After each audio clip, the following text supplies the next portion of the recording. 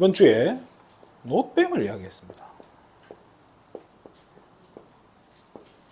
자, 이거 가지고 설교한 목사님이 또 한 분 더 있더라고요. 보니까 노뱀이란 노시 뭡니까? 노시 뭐예요? 구리예요, 구리. 제가 경기도 구리시에 살고 있는데 그 구리가 아니고요. 자, 이 구리가 상징하는 게 뭘까요?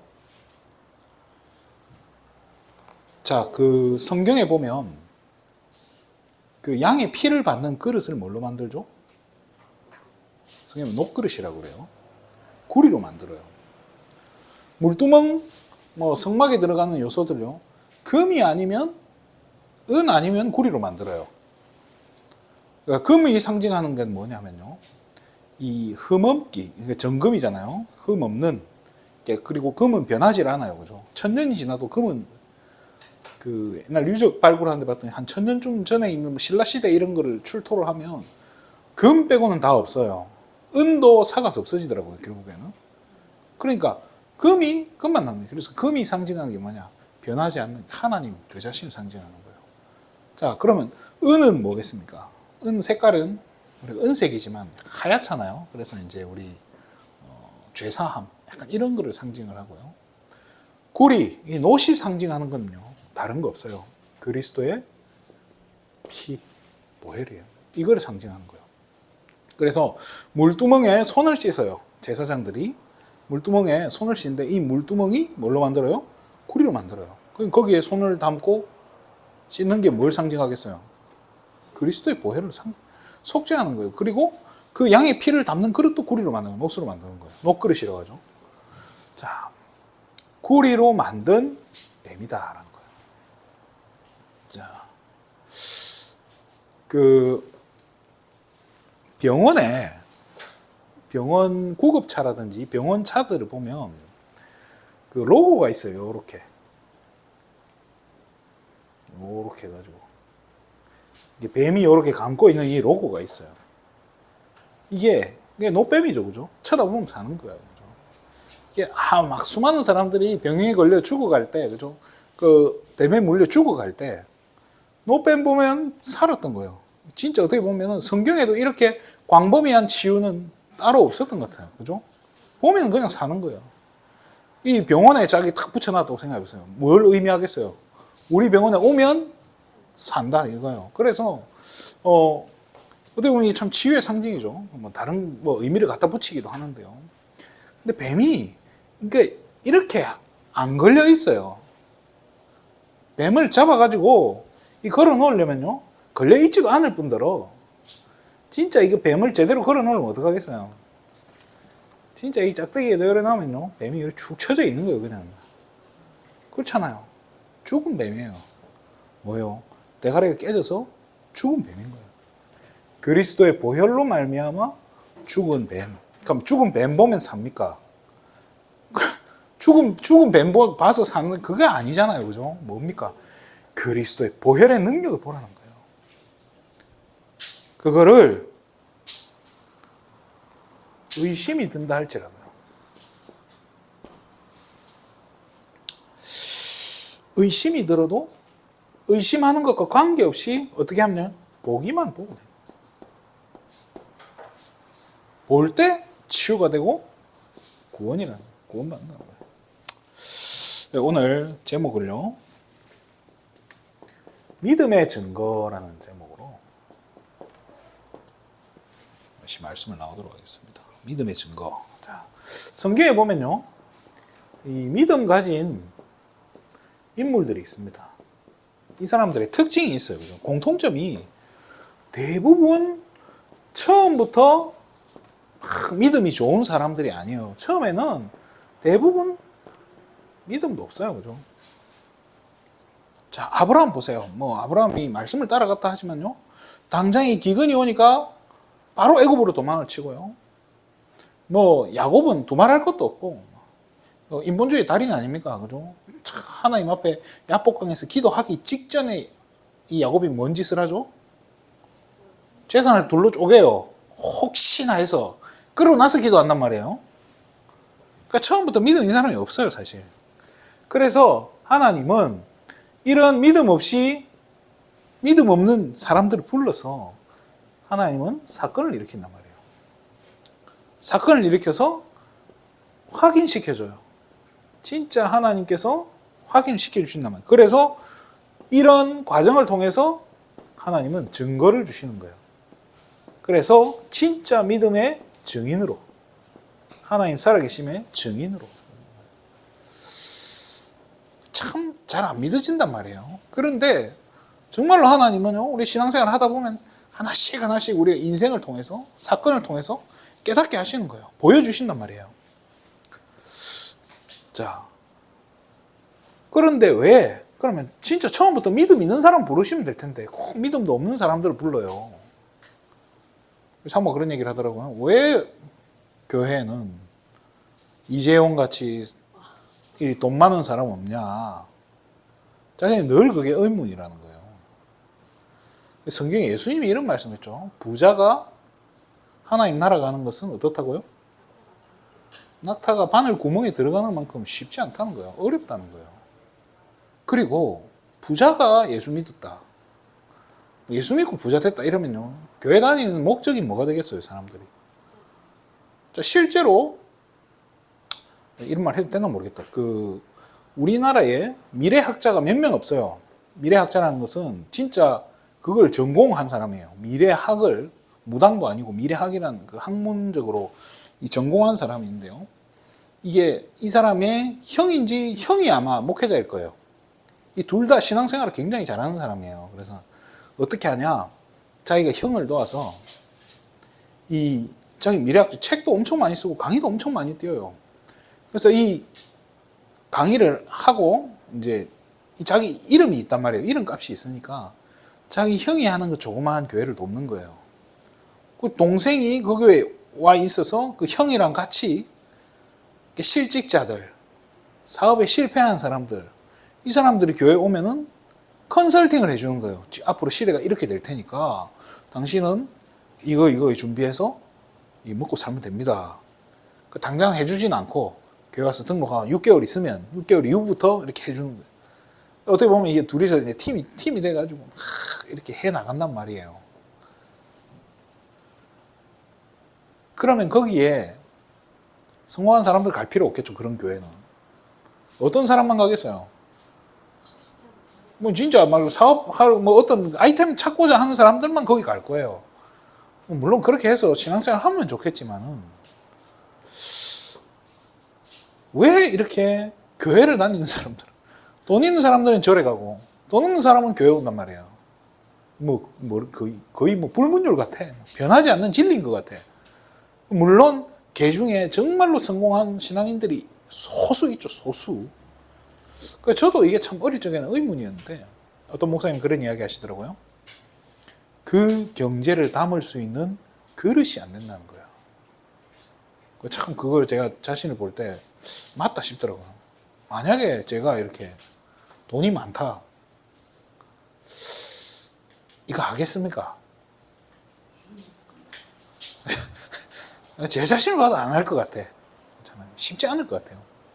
또 여러분이 진짜 이렇게 돈이 많다, 또 가정도 편안해, 별 문제 없어, 그럼 우리가 하나님을 바라볼 이유가 없어요. 하나님을 바라볼 필요가 없다니까요. 왜? 나 먹고 살고 아무 문제 없는데요. 성경에 보면 시편 73편에 보면 재미있어요. 저런 놈들은 죽는 것도 고통스럽지 않고 편안하게 죽는다 이러나요. 잘 먹고 잘 살고 잘 가더라, 아무 문제 없이. 그러면서 하나님 욕을 하고 하는데도 하나님 저주 안 하시더라. 성경에 그렇게 적혀 있어요. 실제로 그런 걸 보면 얼마나 이게 답답하겠어요. 나는 신앙생활 한다고 열심히 막 훈련 다 따라붙고 다 했는데 재산 다 날아가고 돈도 없고 자식들도 안 남아있는 것 같고 뭔가 손해만 본 것 같고. 그런데 아니라는 거예요. 고린도전서 1장 27절, 29절, 30절까지 보면요, 하나님은 약한 자를 부르셨다고 해요. 약한 자를 부르시는, 꼭 강한 자를 부르지 않고 약한 자를 부르시는데, 왜 약한 자를 부르십니까? 약한 자를 들어서 강한 자 부끄럽게 하시려고 하는 하나님의 이유가 있다는 거예요. 또 에베소서 2장 8절 9절에는요. 이 우리의 뭔가 그걸 가지고 자랑하지 못하게 하려고. 그렇잖아요. 처음부터 막 돈 있는 사람 이러면 뭔가 내 능력으로. 만약에 우리 교회에 막 부자가 한 명 와가지고 교회 문제 다 해결해 줬다 칩시다. 좋을 것 같습니까? 그럼 그분한테는요. 그분이 진짜 감사로 하나님께 영광 돌리면서 진짜 하나님 주신 그 빛의 경제를 가지고 했으면 모르겠는데 대부분 어떻게 되냐? 내 돈으로 해결해 줬다. 하나님 영광인지 내 돈 영광인지 내 능력이 영광인지 뭔가 이렇게 영광이 쪼개져요. 하나님께 안 간다니까요. 그래서 하나님은요 일부러 그러시는 것 같아. 그러니까 일부러 저같이 능력도 없고 부족한 약한 자를 불러서 강한 자를 부끄럽게 하신다는 거예요. 자, 그래서 오늘 본문에 보면 나오는 인물이 누구죠? 기드온이라는 거예요. 하나님이 기드온이라는 인물을 선택하신 거예요. 자, 이때 시대 상황을 한번 보면요. 우리가 사사시대라고 하죠. 그죠? 사사가 뭡니까? 사사가 영어로 저지죠. 재판관이라는 뜻이에요. 재판관. 왜 재판관일까요? 여호수아, 그죠? 여호수아서죠. 그죠? 여호수아와 최초의 이스라엘 왕이 누구죠? 사울 왕이란 말이에요. 사울 왕, 이때가 사무엘상이죠. 그죠? 사무엘상까지 여호수아서와 사무엘상 사이에 있는 게 사사기란 말이에요. 이때가 사사시대인데요. 하나님은 왕을 주지 않았어요. 이스라엘 백성에게. 왕을 왜 안 줬을까요? 니들은 왕이 필요 없다는 거예요. 왜? 내가 왕인데. 그렇잖아요. 하나님은 니들 나만 따라가면 내가 불기둥, 구름기둥으로 다 보여주고 다 여기까지 데려와가지고 다 계획을 짜고 있는데 뭘 자꾸 쓸데없는 걸 내놓으라고 하냐는 거예요. 이 사람들이 자꾸 눈에 보이는 뭔가 다른 나라하고 똑같이 뭔가 우리도 다른 나라처럼 뭔가 그런 동기들이 있는 거예요. 근데 이 사이에 이제 사사시대는 하나님이 이 여호수아도 어떻게 보면 지도자잖아요. 근데 이 사사시대는 정말 짧은 시간 하나님이 새로운 이제 지도자를 세우는 왕도 아니고 약간 어중간한 약간 그런 왕은 아닌데 왕도 비슷한 지도자 사사라고 하는 지도자를 준 거죠. 그죠? 자, 근데 이 시대에 당시에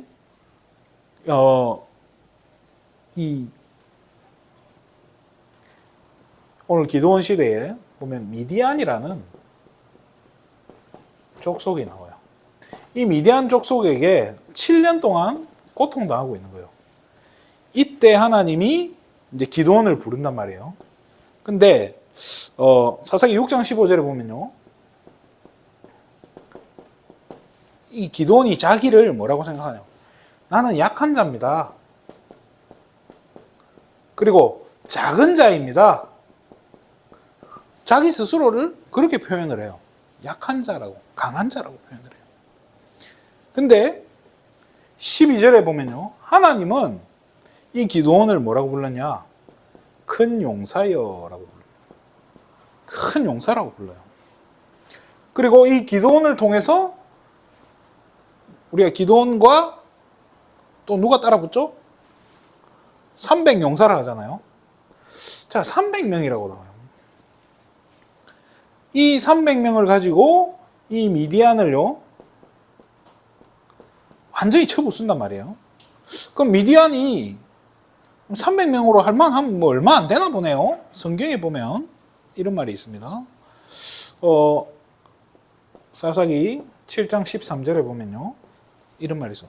미디안 족속 저 군대가 벌판에 누워 있는 걸 보니까 그 모습이 메뚜기 떼 같다. 그리고 그들이 데리고 있는 낙타를 봤더니 낙타 떼가 그죠? 해변에 모래 같다라고. 뭘 상징해요? 굉장히 숫자가 많다는 거예요. 근데 그 다수를 몇 명을 가지고 쳐부순단 거예요? 300명만 가지고. 근데 이 300명을 뽑을 때 어떻게 뽑죠? 처음에 군대를 모집을 해요. 그 몇 명이 모이냐? 제가 정확하게 기억이 안 나는데 하도 오래 봐가지고 10,000명인가 20,000명인가 이렇게 모여요. 근데 하나님이 돌려보내라 그래요. 그래서 집에 보내줄 테니까 집에 갈 사람은 가라 이런. 그래서 가고 남은 사람 중에서도 또 훈련을 시켜요. 저 적군에 가서 적 진지 가까이에 있는, 그죠? 강가에 또라이 가서 물 마시고 오라는 거예요. 그래서 거기에서도 용감하게 오든지 말든지 그냥 물이나 마시겠다고 엎드려 가지고 개처럼 먹는 애들은 다 돌려보내요. 막 벌벌 떨면서 혹시 겁나가지고 막 벌벌 떨면서 그 진짜 칼 차고 칼 딱 잡으면서 물 마시는 겁쟁이만 뽑았더니 300명이 남았다는 거예요. 근데 그 300명을 가지고 이 미디안은 수많은 이 미디안 족속을 쳐부쉈다는 거예요. 약한 자를 들어서 하나님 쓰시는 거예요. 이게 하나님 방법인 거예요. 자, 어떻게 보면은 이렇게 되니까 기드온이요, 자기 거를 자랑할 게 없는 거예요, 사실은. 이렇게 해버리니까 뭐 100% 뭐예요? 그냥 하나님이 하신 거잖아요. 하나님 하신 걸 자랑하는 거예요. 그 나중에 기드온이 자기 자랑하다가 욕먹고, 자기 자랑하는 것 때문에 굉장히 큰 피해를 입어요, 기드온이.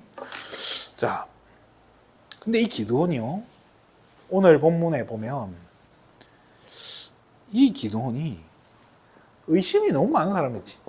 성경에도 이 정도로 하나님을 시험하는 사람은 기드온밖에 없는 것 같아요. 그죠? 자, 분명히 기드온을요, 하나님이 부르신 거예요. 하나님이 소명을 주셨단 말이에요. 오늘 본문 33절, 35절을 보면요.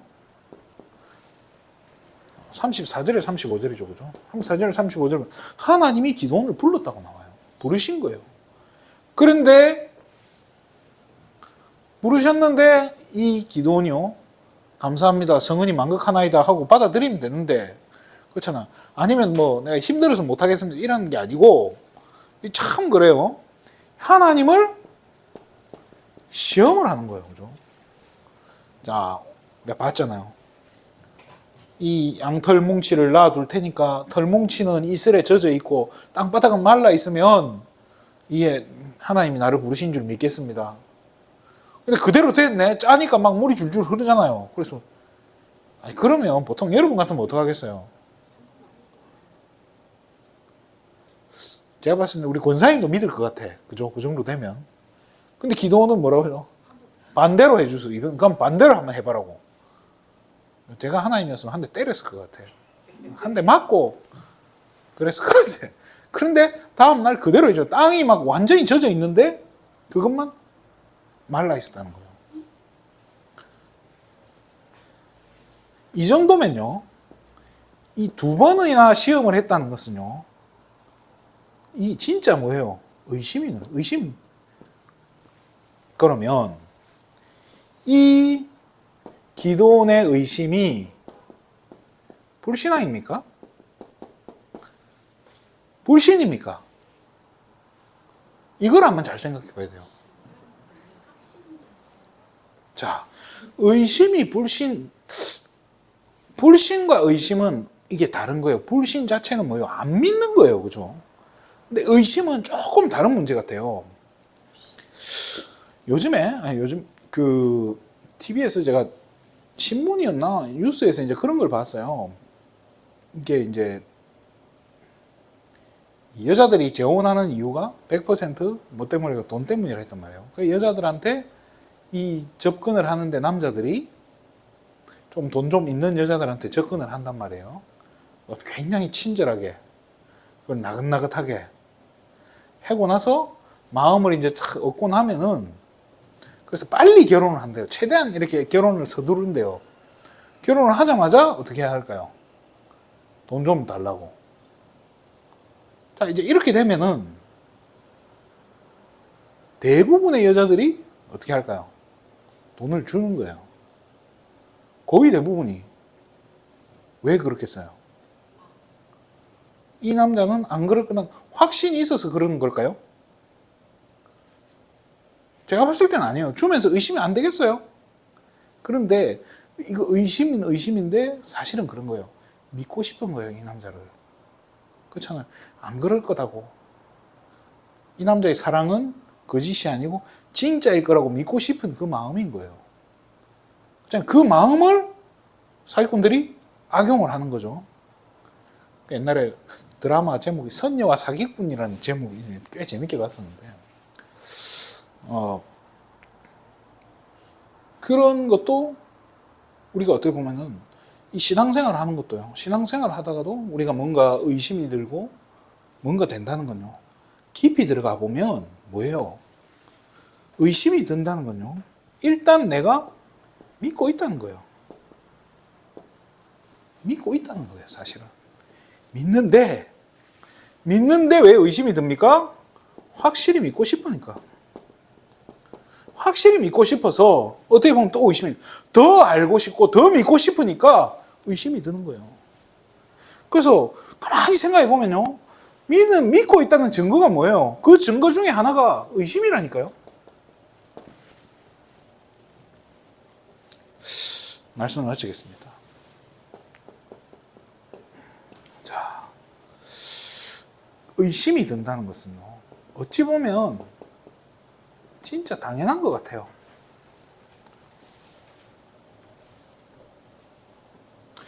여러분들이 결혼할 때 확신 가지고 결혼했어요? 100%는 아닐 거예요. 그렇잖아요. 저는 우리 상무가 100% 서울 여자일 거라고 생각했는데 아니더라고요. 고향이 태백이었어요. 강원도 감자더라고요. 출신이. 그래서 그럼 제가 속은 겁니까? 그건 아니잖아요. 근데 어쨌든 우리가 막 그런 표현 많이 하잖아요. 내가 결혼을 속아가지고 어떻고 저떻고 그런 얘기를 해요. 그럼 결혼하지 말지 그거 왜 했어요?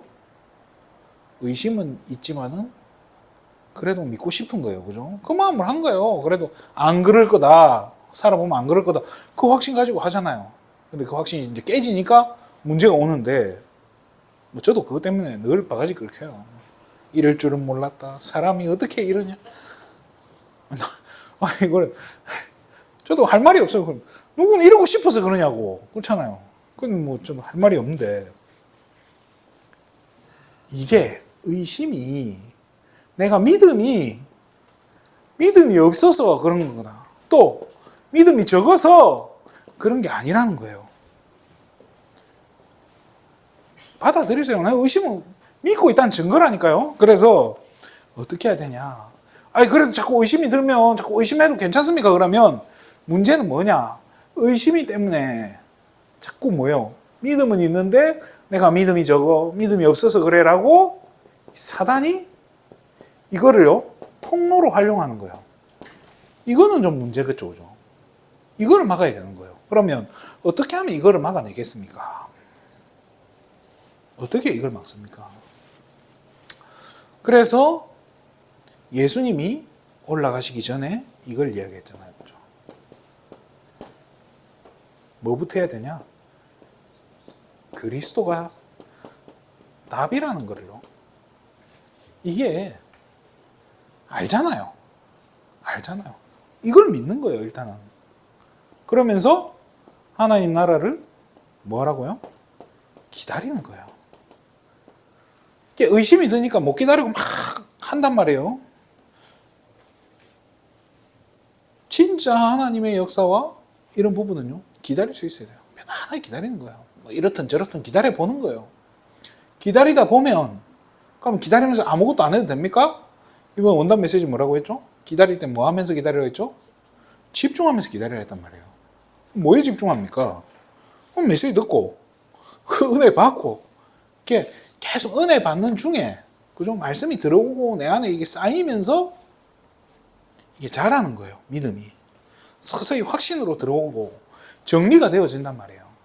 성경을 왜 자꾸 이게 성경을 제가 이렇게 이번에는 민수기도 했다가 사사기도 했다가 왜 이거 하겠습니까? 이거를 가지고 자꾸 이제 뒷받침을 하는 거예요. 그렇잖아요. 확신 가지라고. 이 말씀이 분명히 하나의 말씀이고 이 말씀대로 분명히 성취되는 거. 그거 붙잡고 승리한 사람들, 그거 붙잡고 실패한 사람들, 성공한 사람들, 성경에 있는 이걸 가지고 뒷받침을 하는 거예요. 그래서 계속 말씀을 들으면서 이게 이제 점점 확인이 되어지는 거죠. 그렇게 될 때, 이 성령 충만은요, 어떻게 보면은 내가 받고 싶어서 받는 게 아니에요. 하나님이 주시는 거예요. 언제요? 하나님 시간표에. 하나님 때가 되면 주는 거지. 그거를 내가 막 억지로 감나라 배나라 막 그래가지고 막 들어 눕고 막 입에 거품 물고 산에 가서 나무 뿌리 뽑고 그렇게 했는데 뭔가 왔어. 찌릿찌릿해. 뭔가 막 몸이 떨리고 막 붕 뜨고 막 혼자 막 토하고 막 난리를 뒹굴고 해요. 그게 진짜 성령의 역사면 좋겠는데 아닐 수도 있다는 거예요. 그럼 내가 달라고 해서 지금 막 뭐 때문에 우리가 받아야 되죠? 성령 충만을? 나 성령 충만 받았다. 나 방언 받았다. 자랑하려고 받는 거 아니잖아요. 막 내가 은사 받아가지고 막 좀 치유되니까 막 손대니까 막 귀신 떠나가고 사람들이 막 치유가 되어지더라. 그거 자랑하려고 내가 그 영광 받으려고 하나님 주신 게 아니라니까요. 뭐 때문에 우리가 받는 겁니까? 결국에는 이 복음을 전달하는 전도자의 삶 때문인 거예요. 그래서 이거를요, 하나님 영역이에요. 하나님 때가 되면 주시는 거예요. 이거를, 이 증거가 올 때까지 우리는 뭐 하면 돼? 기다리는 거예요. 그러면 기다리면서 진짜 내게 성령 충만 오면 그때부터 확신 가지고 도전하는 거예요. 그 전까지 의심이 오는 거 어떻게 보면 당연한다니까요. 그 도마 보세요. 예수님이 진짜 찔러봐야까지 거기까지 하면, 적어도 여기 계신 분들은요, 도마보다 훨씬 믿음이 있다는 증거가 뭐냐? 일단 안 보고 믿는 거예요. 안 보고 믿어요. 2000년 전에 역사가 증거하는데 역사적으로도 안 믿는 사람이 많아요. 예수 존재 자체를 안 믿는 거.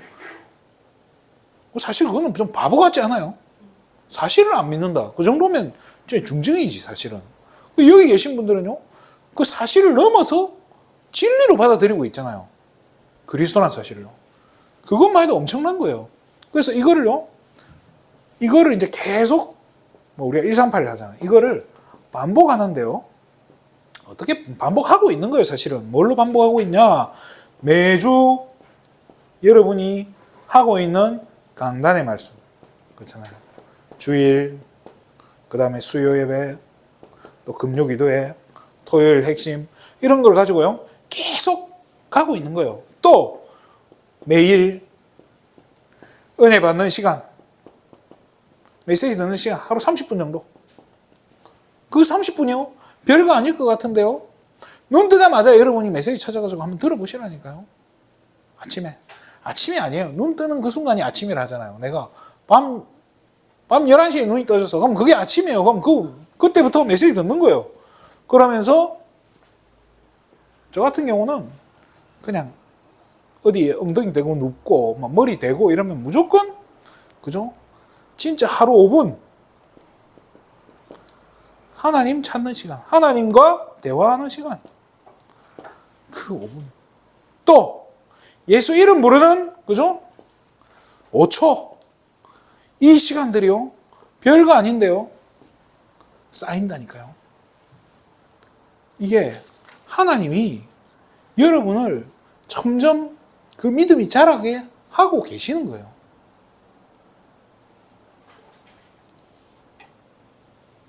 근데 문제는 뭐냐? 과연 우리가 말하는, 저도 저한테 질문을 많이 해요. 지금 내가 하고 있는 이 설교가 정말 하나님이 원하시는 건지, 또 이게 진짜 하나님이 전달하고자 하는 게 맞는 건지, 이 확신이 없다면 목회하지 말아야 된다고 얘기해요. 그러다 보면 이 확신이 없으니까 어떻게 하죠? 설교도 끼워 맞춰요. 끼워 맞추기도 하고, 어떻게 되냐 하면요, 이제 기웃기웃하는 거예요. 다른 교회 설교도 참, 제가 전에 있던 어떤 교회 목사님은요, 진짜 주일 강단이 짜집기에 막 진짜 막 짜집기에 끝판왕이에요. 이거는 어디서 주워왔는지, 이건 또 어디서 주워왔는지 듣고 있으면 너무 안타까운 거예요. 그럼 거기서 그런 말씀을 듣는 성도님들 얼마나 사실은 힘들겠어요. 근데 사실은 몰라요. 내 영이 힘든 거는요, 잘 못 느끼거든요. 내가 영적으로 뭐 건조해진다, 뭐 영적으로 뭔가 메말라 간다, 이거 쉽게 느끼기 힘들어요. 근데 또 은혜 받고 내가 막 행복하다, 이것도 잘 안 느껴져요. 그냥 살만한가 보다, 그냥 그렇게 생각을 하는 거지, 그냥 잘 넘어간다 이렇게 느끼는 거지, 이게 사실 잘 안 느껴지거든요. 그런데 진짜 우리가 이 복음을 말하는 교회에서 또 계속 끊임없이 반복해서 우리가 복음의 말씀을 듣다 보면은 이게 나도 모르게 자라고 있고요. 나도 모르게 살아난다니까요. 그래도 이렇게 모자랐네. 그래도 나는 안 돼요. 그런 여러분을 두고 하나님이 뭐라고 하시냐? 큰 용사라고. 여러분을 큰 용사라고 불렀어요. 내가 나를 봤을 때는 나는 보잘것없고 아무것도 아닌 것 같지만 하나님이 나를 봤을 때는 큰 용사라는 거예요. 그래서 여호수아 1장에 보면 하나님이 이 여호수아를 부를 때 강하고 담대하라는 말을 9번 해요. 강하고 담대하라. 9번. 계속 반복해서 해주는 거예요. 성경 한 장에 강하고 담대하라. 그냥 강하고 담대하라. 극히 강하고 담대하라. 오직 극히 강하고 담대하라. 아무튼 별 얘기를 다 해요. 왜 그렇겠어요? 살아가는 게 그만큼 힘든 거예요. 우리가 신앙생활을 하고 버텨낸다는 게 쉽지 않거든요. 그런데 오늘 내가 진짜 하나님 바라보는 시간 1분, 말씀 붙잡는 그 짧은 시간, 은혜 받는 그 짧은 시간, 그게요 결국엔 나를 살리는 거라니까요. 하루에 말씀 잠깐 듣고 듣는 시간 있는 것과 없는 것 차이 커요. 저도 이게 참 지난주부터 이렇게 핵심을 가고 이렇게 했는데요. 이 토요일 날 갔다 오는 게요, 몸은 좀 피곤할지 몰라도 이게 굉장히 제가 사는 거예요. 그럼 물론 따로 다 다운받아서 듣고 다 확인하고 듣는데 그 자리에서 내가 그걸 듣는 거하고 이게 다른 거예요. 하나님이 이 예배에 두신 그 영적인 힘을 얻는 그 시간이요, 내가 그 하나님과 소통하고 하나님과 동행하는 그 시간이요, 알게 모르게 나를 살리는 거라니까요. 아이고 뭐 한두 번 해가지고 압니까? 당연히 모르죠. 한두 번 해가지고는요. 제가 군대를요, 제가 있던 부대가 이 보급하는 부대였어요. 전투 부대가 아니어가지고 전투 부대는 휴가를 좀 많이 주는 편이에요. 스트레스를 많이 받으니까. 그래서 저 같은 경우는 뭐 보급 부대라고 휴가도 잘 안 줘요. 휴가를 안 줘, 그냥. 아예 거의 뭐 휴가를 따려면 축구를 잘해야 되는데 제가 뭐 축구를 하는 성격도 아니고, 그 뭐 군가대에 나가면 뭐 휴가 준다 해서 그래서 1등을 했는데 안 주더라고요. 그래서 아무튼 그래 극악한 곳이에요. 그래서 제가 어차피 휴가도 얻기 힘든 이 부대에 마음을 비우자. 아직 안 가면 어떠냐. 상병쯤 되니까 군생활이 살만하더라고요. 왜냐면 뭐 저를 갈구던 사람도 어느 정도 제가 내성이 생기니까 그러든지 말든지 뭐 괜찮아지더라고요. 그러니까 이제 슬슬 이제 또 제 밑에 막 사람 후임들이 많으니까 저를 터치하기보다는 제 밑에 애들이 깨지지 저는 저까지는 아예 욕도 안 먹는 거예요. 그러다 보니까 슬슬 편해지는 거예요. 그러니까 제가 어느 순간부터 교회 가기 싫은 거예요. 주일날. 그래서 그래 까짓 거 잘 됐다. 가지 말자. 뭐 그 군부대 복음도 말 안 하는 그 교회에 맨날 목사님 이상한 소리 하고 막 이러는데 그래 가면 뭐하니. 그 내무실에 앉아 있으니까 좋더라고요. 이렇게 진짜 주일 아침에 하는 그 막장 드라마는 진짜 막장도 아니더라고. 막장 중에 뭐 개막장이라 해야 됩니까? 재밌더라고요. 그럼 뭐 진짜 사랑과 전쟁 같은 그걸 보는데, 그러다가 8개월 제가 안 나가고 버텨봤어요. 힘들더라고요. 8개월쯤 지나니까 이제 바깥이 그리워서 도저히 안 되겠더라고요. 안 되겠다. 나가야겠다. 나가서 제가 이렇게 교회를 간 거예요. 나가는 것도 일부러 주일 한 번밖에 안 끼워가지고 안 끼우고 싶었는데 9박 10일 뭐 이래 되면은 주일 한 번 끼잖아요. 그래서 2번을 끼울 수도 있는데 한 번만 끼워가지고 이제 가서 예배를 드렸는데, 그 목사님이 그렇게 설교 잘하는 목사님 아니거든요.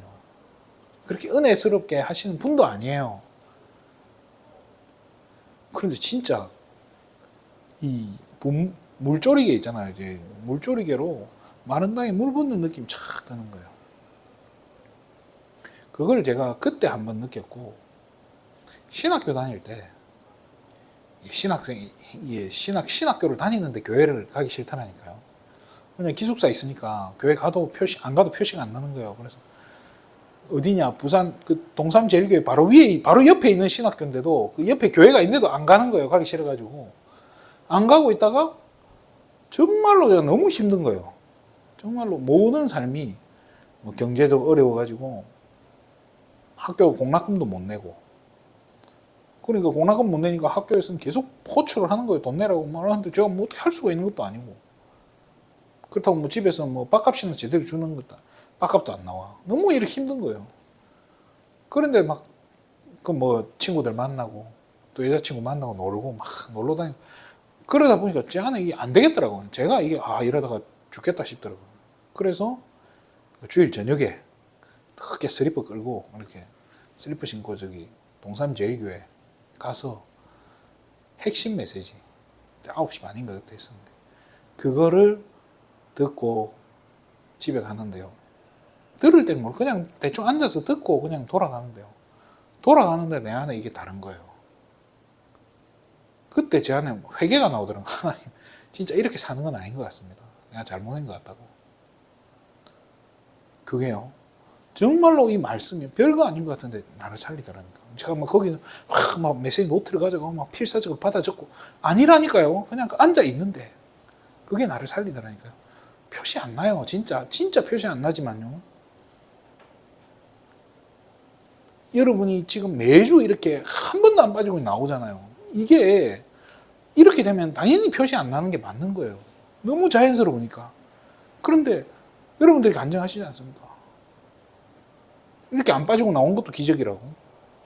그럼 그것도 기적이라면 하나님 인도하시는 거 맞잖아요.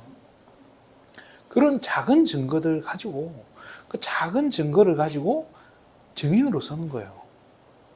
그 작은 증거들이 쌓이니까 어떻게 되면 뭐가 되는 거예요? 그게 확신으로 바뀌는 거고요.